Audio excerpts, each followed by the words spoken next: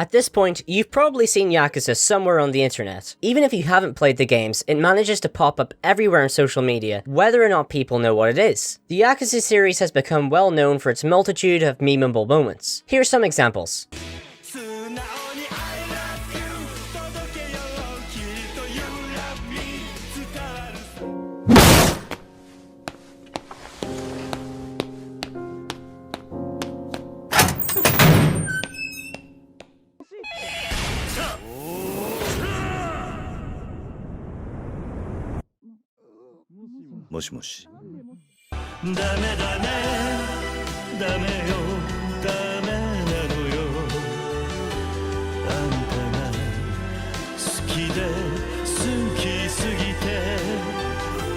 Yeah, you probably recognize some of these. It was these memes that put the Yakuza series on my radar, and because my friend recommended the most recent game, Yakuza Like a Dragon, I bought it on PS5. You may be wondering why I didn't pick the series up from the start of the story, and that's because Like a Dragon is the beginning of a new saga for Yakuza, with a new protagonist and a fresh start in terms of character development. Yakuza 0 to 6 are part of what's called the Kiryu saga, following the story of Kiryu Kazuma. Like a Dragon introduces Ichiban Kasuga as the new hero of the story, so I guess this is the beginning of the Ichiban saga. Long story short, you don't need to play the previous games to pick up this one. In fact, you might be better off if you haven't played the previous games, because there's some major gameplay changes that I'm sure ended up alienating a few veteran Yakuza fans. So yeah, I'm on the other side of this game now, and I originally didn't plan on making a video on this, but now that I've experienced it, I just want to talk about it, and I suppose a side effect of this may be that what I say could help you decide if you want to give this game a try. Before we start this up, time for an introduction. I'm Silas, and I make videos on the games I play and the topics surrounding them. If you end up liking this video, give it a thumbs up and subscribe for more. You know, cause like only a small percentage of you guys are subscribed, yeah. And you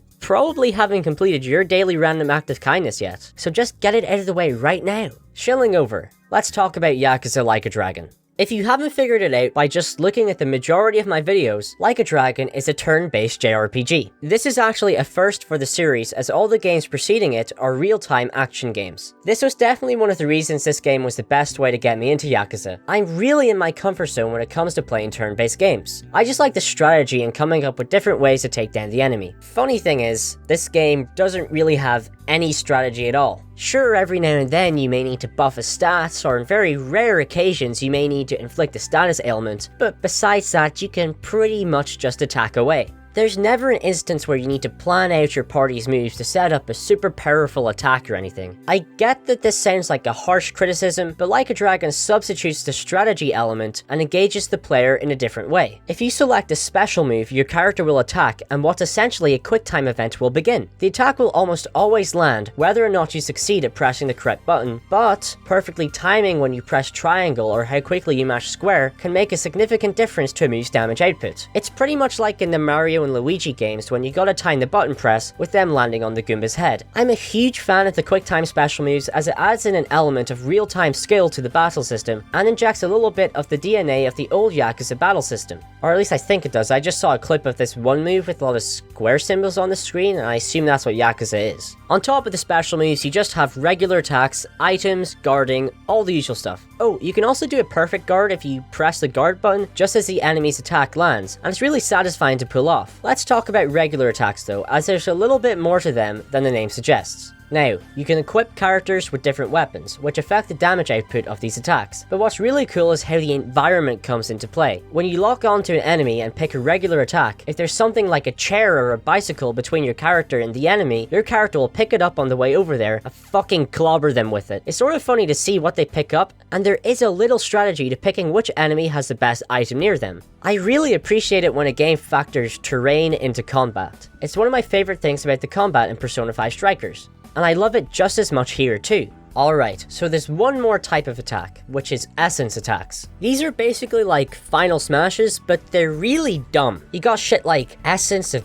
bone crushing bat, essence of glow stick fury, and essence of hell's wheel. I mean, just look at these. These attacks are just funny as fuck, and it can really crack you up if you're in the middle of a super serious story fight, then you just start murdering people with glow sticks. You beginning to see how this game has been memed so many times? I think it goes without saying that the game has the usual type advantage system and status ailments and all the usual stuff, but they're never really an important part of how you end up playing the game. One complaint I do have is that during the enemy phase, the camera can sort of delay on switching to whatever party member is being attacked. So sometimes you just take damage you can't see, and you don't really get to try perfect guard or anything because you're out of camera shot, there's nothing you can do. This didn't happen all the time, and I can't really remember it happening in key boss fights or anything, but it was often enough to tick me off from time to time. Overall, I'm a pretty big fan of this battle system. It felt familiar and easy to get into, but at the same time, different enough to the point where I felt like I was trying something new. I think Ryu ga Gotoku, that's their name, did a great job of implementing the intense classic Yakuza QuickTime events into a turn-based system, and they really helped keep the fun flowing even in the less important battles. And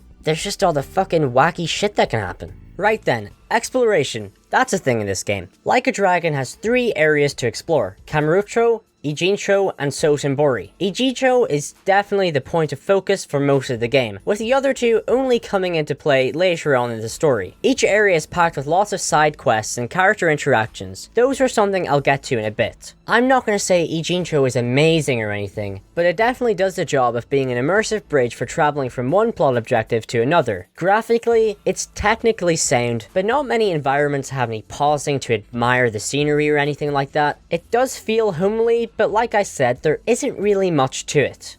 In fact, I have a fair amount of issues when it comes to exploring Ijincho. My first problem is how hard it is to find certain shops or services that you want to go to. If it's an essential area, you'll be guided to it for the first time you go there, but after that you have to find it yourself. Since Ijincho is so damn big, finding things in a map can be really hard, especially since there's very little effort made to have each area stand out from one another on the map. You can look at lists of all the activities in Ijincho and then automatically set a marker on them, but chances are you won't remember the name of where you want to go. A lot of the shops and cafes aren't very memorable and have really basic names. It would help to have distinct characters to help make a service name stand out more in your memory, but that doesn't happen in Like a Dragon. A lot of the time I'd end up having to look up how to get to somewhere, and even then, most of the locations given in the guides talk about places that I just don't know. So yeah, finding where you want to go can be a pain in the ass, but the game does at least mark out where you need to go to further the story, so it won't slow you down there. Eventually, you will figure the areas out, but I think you get to that point way too late in the story. Hopefully you don't have this problem though, and I'm just bad at directions or something. The next problem with exploring is the sheer amount of enemies. If you try to walk down a street in Ijincho, you'll probably bump into at least 3 crowds of enemies. That's 3 times you have to go through the battle startup animation, beat the enemy or spend time trying to escape, and then look at the results screen. It just makes everything so tedious. It's like if the whole area was Sprout Terror in Pokemon Gold and Silver. If you know what I mean by that, you know what I mean by that.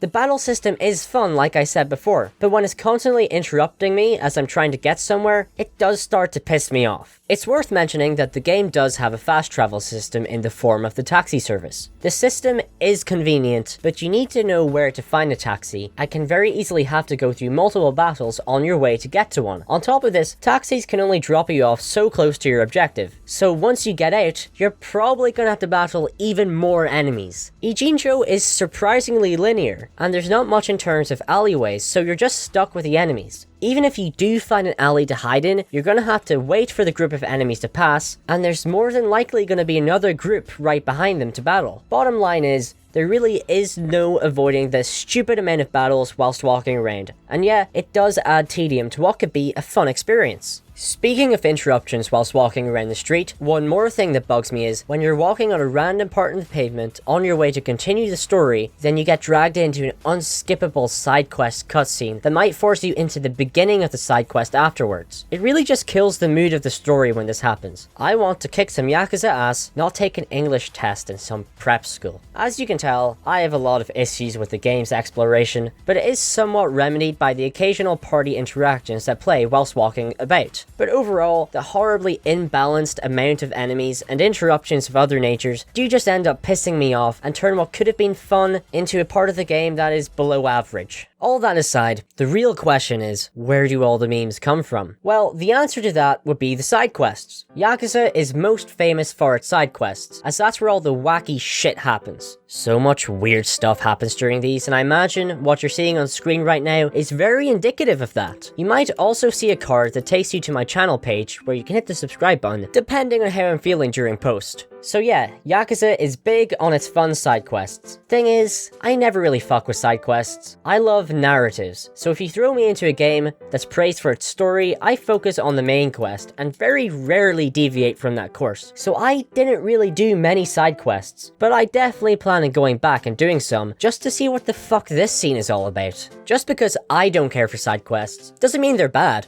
If you like to soak in every nook and cranny of a game's content, you'll love Yakuza, like any game in the series. I don't think there's another RPG series out there that puts as much passion and jazz into side quests as Yakuza does. Now, of course, there were some side quests I had to do to help me during the main quest. For example, the business minigame actually unlocks you a whole new party member, and there's a certain point in the game that requires you to save up a large sum of money, and if you just keep at the business minigame throughout the story, getting that money becomes a lot less painful. So I did do some side quests, and they were all good fun, but like I said, I'm personally more interested in the main story when it comes to RPGs. That said, nothing beats the iconic karaoke game, nothing. You know the song I'm talking about. In summary, side quests. Very good. Let me talk about the weapons and job systems. Firstly, weapons, like I said before, increase the power of regular attacks, and they unlock new kinds of special attacks. Weapons can be bought from some shops, but you'll mostly go to the Love Workshop in order to craft and upgrade them. After you beat enemies, they drop certain materials that you can use to craft weapons. Overall, the system is pretty solid. My main issue is leveling up the workshop. To level it up, you have to reach a donation goal, which gets really high as the levels increase, to the point where there's no working around the fact that you have to grind a hefty amount in order to unlock some weapons. I hate grinding, but I'll touch on that later. This wouldn't be too much of a problem if the weapons you had to grind for weren't pretty much essential for beating story bosses at certain points in the game. Sometimes my progress just slows to a halt as I grind the business minigame in order to reach a stupidly high donation goal. To make things worse, some weapons require rare materials like gold beetles, and the only way to get those is to sit in a park and wait, and wait, and wait. It's just stupid. I get that there's a certain type of player who likes this type of gameplay, but at least relegate it to weapons that aren't needed to progress the story. This seems like quite the gameplay flaw, but I think there's a reason for it. I'll talk about it in a moment or two. Anyway, the weapons work well, but the system to acquire them is dumb. Moving on to jobs. Jobs are just your usual JRPG classes. Each character is best suited for a different job, and you can experiment with different roles like janitors, idols, hostesses, musicians, bodyguards, etc. They pretty much function like they would in any other RPG, and I'm happy to say that I don't really have much of a problem with them. A small gripe is when you have to change a character to a new job, then grind the job level just to fight a certain boss. But jobs level up very quickly, so it's not too bad in the grand scheme of things. It's a feature I appreciate for both the aesthetic and stat-based customization. It's nice that I can live out the fantasy of being employed. Yeah. Fun fact, I've made a few videos of the Persona variety, and I have some subscribers who like Persona, so I think this is something I should talk about briefly. Like a Dragon has a drink link system, much like the social link system, and yes, I'm aware this type of thing comes from other games as well, so shut up. But I'm just saying, if you like social links, you like drink links. Drink links are interactions that take place at a bar, hence the name. Your party members open up to you about their problems, which can lead to all sorts of scenarios outside the bar. The bond level increases alongside experience points, but once it reaches a certain point, it won't increase to the next level until you initiate the next drink link interaction. A higher bond level helps increase a member's XP gain when not in the party. Overall, I do have to say that these interactions aren't as touching as Persona 5 social links, but that could be because Yakuza characters have adult problems that I may not relate to as much as I do with the teenage problems of Persona characters. So maybe your opinion on the drink links could vary depending on how far through life you are. But they're a good shout either way, and definitely a part of the game that shouldn't be skipped. With the amount of complaints I've given, you'd think I hate this game. Well, I have some more for you. Yakuza Like a Dragon's biggest problem is artificial game lengtheners, or AGLs. What this is when a studio intentionally designs a part of the game to be slower and more tedious in order to drag out the length of the main campaign. I assume this is in order to justify a full price tag, but I hate it. Artificial game lengthening sucks. It was okay back in the day when you could only fit so much data onto a cartridge, so you had to increase the difficulty to make the game longer. But this is 2021, we should have moved past this practice by now. So, how did Ryuga Gotoku artificially lengthen this game? First of all, bullshit level spikes. Normally, an RPG is designed so that your level progression throughout the story will keep your party at a level that ensures you're capable of progressing naturally. But Like a Dragon has instances where a boss at the end of the chapter will be at a much higher level than the previous story essential battles could prepare you for. In particular, I mean the chapter 9 and 12 boss fights. In order to beat these, you have to stop all your progress and grind enemies for multiple hours. Now, it's not as bad in chapter 12 as you have access to the Sotenbori battle arena, which is a convenient way to get XP, but it's time consuming. In chapter 9, it's the worst. All you can do is sit outside the homeless camp and battle the same enemies over and over again. This shit made me want to slam my head repeatedly into a wall until the thunks started squelching.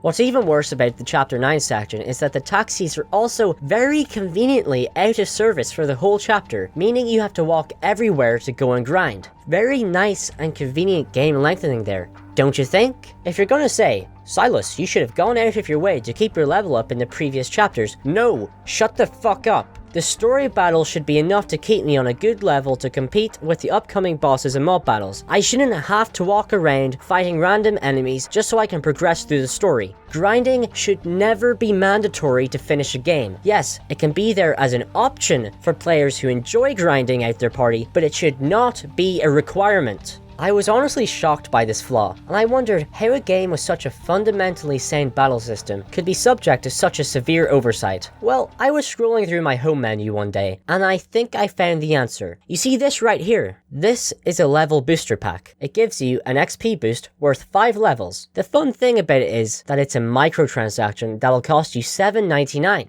Maybe you see where I'm going with this. I think it's pretty clear that the studio intentionally worked this flaw into the game to tempt players who were discouraged by the thought of hours of grinding into feeding the company more money through these microtransactions. This is a scummy practice that I hate, and it's a shame to see a game with so much passion in it fall victim to this kind of behavior. Remember when I said it's a pain in the ass to get rare materials for weapons? It just so happens that there's also a material booster pack that you can buy as well. So yeah, portions of this game are ruined by corporate greed, and if you're not a fan of grinding, by that I mean a sane person, you should be wary around this game. It's just one of those things in the game industry where companies try to sneakily get you to pay extra for the experience you should have obtained upon paying full price for the game. It's sad to see, and honestly, I fully expect future Yakuza games to do the same thing.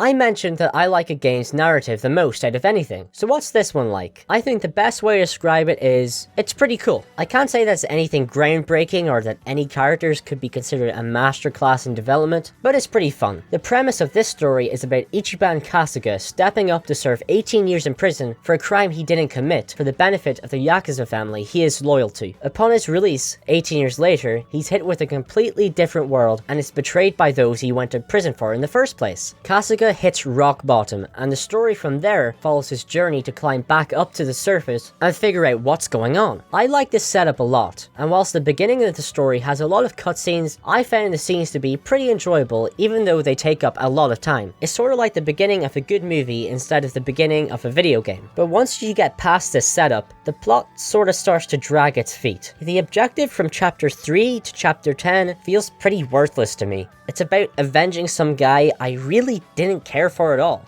I didn't expect this objective to stick around for more than 2 chapters, but it ended up dragging on for 7. Things pick themselves up from chapter 11 onwards, but it does suck that what could be a great story has this pointless lull right in the center. You know the Star Wars sequel trilogy? Yeah, well, episodes 7 and 9 are interconnected, but then you have episode 8, which is pretty much a disruptive brick wall between the 2 movies. That's how the middle of the game feels to me. Don't get me wrong, it's not all bad for that portion. I like how the story takes the time to focus on the people who have slipped through the cracks of the system. The game sheds light on the day-to-day struggles of homeless people and how they view the world. It also goes into the ethics of the soapland industry and how it's pretty much an essential crutch for nationless migrants struggling to get by in Japan. I didn't expect the story to get me thinking about these things, but it did, and this aspect of the middle part of the game is really interesting, and I commend the writers for getting me to think outside my usual comfort zones. But when these topics aren't in the spotlight, you're just stuck in a long drag to chapter 11. But when you get there, it goes back to being pretty cool. We finally get back into Yakuza shit, with Ichiban seeing how the Yakuza code has forced a Yakuza to adapt to these modern times. Then of course the heart-tugging character moments and the hair-raising action. Obviously I can't say too much without going into spoilers, but the opening and ending acts of this game really go hard, and unfortunately the middle section really drags it down. It's a trap I see a lot of narratives fall into, and I hope this won't become a trend throughout the Kasuga saga. I want to talk about the game's graphics for a bit. Graphics have never really been an issue for me, so you can tell I mainly play Nintendo games. Normally, I'm fine as long as the frame rate is 30 FPS or more, but there's some things I want to talk about here. Overall, Like a Dragon's graphics are fine. There's nothing there that's gonna wow you on how realistic it looks or how pretty it looks. It just gets the job done and nothing more. But what really bugged me was the actual movement of the characters themselves in the fully animated cutscenes. I don't know why, but all the movements are really stiff and awkward, like something from a PS3 game. It just annoyed me a little because video games moved past that awkwardness a long time ago, but this game still has it for whatever reason. The facial animations were also extremely limited, but that does still happen in other games, so it's not as bad. That aside, I do wish Kasuga and his crew would show a little more emotion from time to time. The main reason graphics are on my mind when it comes to this game is because I played the PS5 version. The PS5 version has a performance mode and a fidelity mode. Both modes have improved textures over the original release, but here's what annoyed me. Performance mode offers a full 60 FPS and a 1440p. Fidelity mode offers 4K and 30 FPS. What's the deal with this? The PS5 is more than capable of handling this game at 4K 60 FPS, so why can't I play it like that? It mainly goes down to this being a lazy port. Spider-Man Miles Morales can run at 4K 60 FPS with full ray tracing, and that is a way more demanding game than Like a Dragon. I'm just miffed that I had to downgrade to 1440p for a smoother frame rate because, you know, I paid money for the PS5 and I'd like to be able to take advantage of the hardware's full capabilities. I'm annoyed that Ryuga Gotoku didn't have the competence to go the full mile with this port, but in their defense, the game isn't full price or anything, so there's only so much I can really complain when a game like New Pokemon Snap is retailing at 50 quid or $60.